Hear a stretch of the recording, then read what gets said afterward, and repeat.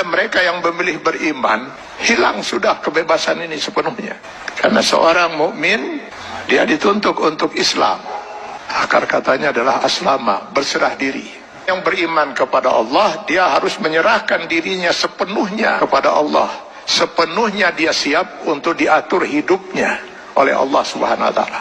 Tanpa lagi dia mempergunakan akalnya untuk bertanya, mengapa Allah wajibkan saya berbuat ini, kenapa Allah haramkan saya melakukan ini. Kalaupun pertanyaan itu muncul dalam dirinya, maka keimanan dia akan menjawab, saya lakukan ini karena Allah perintahkan, dan saya tinggalkan hal ini karena Allah melarangnya. Itu jawaban seorang mukmin. Dia tidak akan berusaha mencari ilah hukum, alasan hukum, apa manfaatnya, apa hikmahnya. Karena keimanannya akan mengatakan, semua yang diperintahkan Allah pasti ada manfaatnya. Dimengerti atau tidak dimengerti oleh akal dia. Semua yang dilarang Allah pasti ada mudaratnya. 14 abad umat Islam tidak pernah mengerti bahwa dalam daging babi itu terdapat cacing pita. Cacing pita baru ditemukan di akhir abad 18 Masehi. Apakah umat Islam selama 14 abad itu makan daging babi? Tidak. Setiap yang dilarang oleh Allah pasti ditinggalkan oleh seorang mukmin. Maka seorang mukmin harusnya siap untuk mengislamkan dirinya secara penuh, secara utuh, secara kafah. Maka kepada orang yang memilih beriman itu Allah menyeru, ya ayyuhallazina amanu dukhulu fis silmi kafah. Kalau memang kalian memilih beriman, masuklah ke dalam Islam itu secara kafah, secara utuh.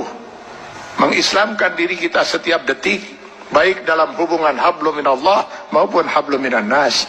Itulah sebabnya Allah menurunkan 6.666 ayat Al-Quran, yang sebagian dari ayat Al-Quran ini dijelaskan oleh kurang lebih 5.000 hadis Rasulullah SAW. Kenapa harus Allah turunkan ribuan ayat Al-Quran dan ribuan hadis ini? Karena yang mau diatur hidup seorang mukmin itu bukan hanya sekedar sholat, saum, zakat, haji saja. Seluruh kehidupan dia per detik, Pak.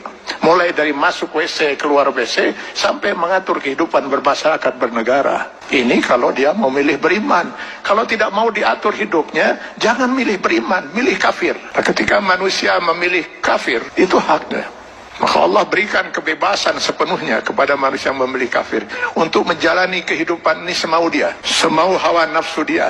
Allah berikan kebebasan sepenuhnya. Silakan baca di dalam Al-Quran atau di dalam hadis Rasulullah SAW. Tidak akan pernah kita temukan satu ayat, satu hadis di mana Allah mengatur kehidupan orang kafir. Orang kafir diberi kebebasan sepenuhnya, mau berbuat apapun di dunia ini. Tinggal dia harus menanggung resiko pilihannya itu di akhirat nanti. Pada orang-orang yang berfaham sekularisme, liberalisme, yang ingin memisahkan agama dari kehidupan, saya sering mengatakan, kenapa repot-repot harus menolak sebagian aturan Allah? Pilih kafir, Anda bebas sebebas-bebasnya. Kalau memilih beriman, sudah hilang kebebasan itu.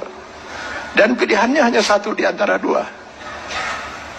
Memilih kafir atau memilih beriman. Memilih beriman konsekuensinya kita sudah harus Islam, mengislamkan diri kita, menyerahkan sepenuhnya diri kita untuk diatur hidup kita oleh Allah Subhanahu wa Ta'ala. Karena itu setiap orang mukmin sadar betul bahwa selamat tidaknya dia termasuk orang yang ditangisi oleh tidak oleh Rasulullah SAW. Dia harus bisa mengislamkan dirinya setiap saat. Karena yang nanti akan dimintai pertanggungjawaban di yaumil akhir bukan hanya sebatas sholat, zakat, saum, haji saja, tapi seluruh kehidupan dia per detik. Mudah-mudahan ini bisa menjadi bahan muhasabah bagi kita semua. Kita islamkan diri kita secara kafah dalam batas kemampuan yang mampu kita lakukan. Karena Allah tidak akan menuntut kita di luar kemampuan kita.